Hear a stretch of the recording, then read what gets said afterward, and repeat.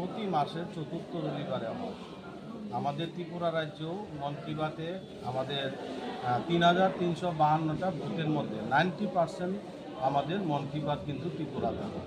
সেই হিসাবে আমরা সারা ভারতবর্ষের মধ্যে ত্রিপুরা কিন্তু প্রথম স্থানে আসি।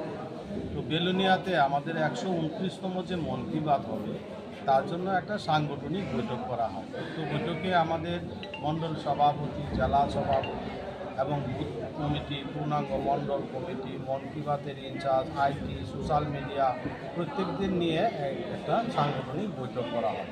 আজকের এই বৈঠকে আমাদের সিদ্ধান্ত যে আমাদের বেলুনিয়াতে যাতে 100% আমাদের মন কি বাত হয় তার জন্যই উদ্যোগ নেওয়া হয়েছে। ১২৯তম যে মন কি বাত হবে এই মন কি বাতে বেলুনিয়া 100% হবে আমার বিশ্বাস।